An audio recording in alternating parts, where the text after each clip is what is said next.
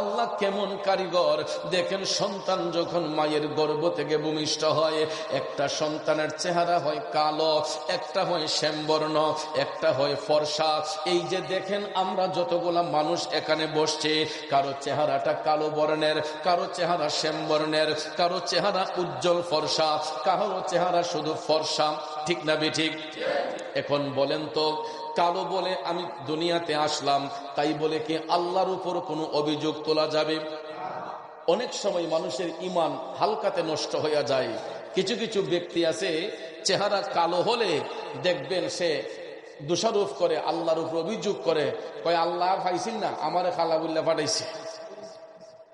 আসেনি রম্যা যে আল্লাহ আমারে খালাবুল্লাহ পাঠাইছে? একটু নারাজ হইয়া বলেন, বন্দর আমার, ও কালো বর্ণের চেহারার ভাইয়েরা, আল্লাহ রাব্বুল আলামিন আমাদেরকে উত্তম সুরতে সৃষ্টি করেছেন।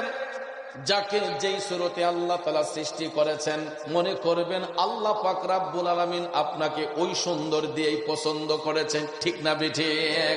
এই জন্য ভাইয়েরা আমার, পৃথিবীতে কোনো মানুষ অসাধারণ নয়, কোনো মানুষ সাধারণ নয়, প্রত্যেকটা মানুষ অসাধারণ।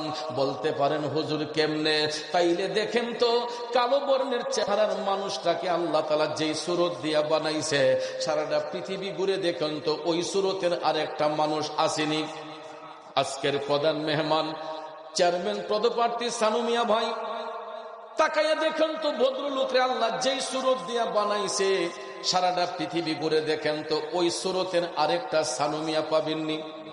আমি মুরাদ চৌধুরীর আল্লাহ যেই সুরত দিয়া বানাইছে, সারাটা পৃথিবী ঘুরে দেখেন তো এই সুরতের আরেকটা মুরাদ চৌধুরী পাইবেন না। শুধু আমি কেন, সানু ভাই কেন, এখানে যতটা মানুষ আছে, পৃথিবীতে যত বিলিয়ন বিলিয়ন মানুষ আছে, আমার আল্লাহ যত বিলিয়ন মানুষ সৃষ্টি করেছেন, তত বিলিয়ন রূপ আমার আল্লাহ দান করে দিয়েছে। জোরে জোরে কন্যা আল্লাহু আকবার। এই জন্য কবি বলেছেন, আরে এমন শব্দ কার আছে ভাই এই ঘড়ি তৈয়ার করে, এই ঘড়ি তৈয়ার করে ভাই, লুকাই ঘড়ির ভিতরে ভাই, লুকাই ঘড়ির ভিতরে। আরে 3 কাটা 12 জুয়েলে, মিনিট কাটা হইল দিলে, এ নয়নে ডুবলে পরে দেখতে পাবে চোখের সামনে। মন আমার দেহ গড়ি সন্ধান করি, বানাই আছে কোন মিস্ত্রি, মন আমার দেহ গড়ি।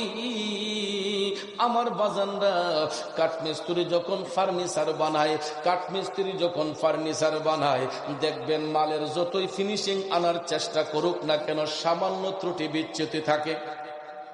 রাজমিস্ত্রি যখন ঘর নির্মাণ করে, যত ধরনের ফিনিশিং দেখ না কেন, দেখবেন গৃহস্থের মন খুশি হয় না, কই এই দিকে একটু সমস্যা আছে, ওই দিকে একটু সমস্যা আছে। ঠিক না বেঠিক? কিন্তু আজ পর্যন্ত কোন আদম সন্তান বলতে পারবে না আল্লাহ আমারে তৈয়ার করতে গিয়ে একটু অপূরণ রাখছে। কারণ এত সুন্দর ফিনিশিং, এত সুন্দর আস্তর, এত সুন্দর প্রলেপ আল্লাহ তাআলা আদম সুরতে দান করেছে, যা পৃথিবীর আর অন্য কোন প্রাণীর মধ্যে দান করে নাই। ঠিক না বেঠিক?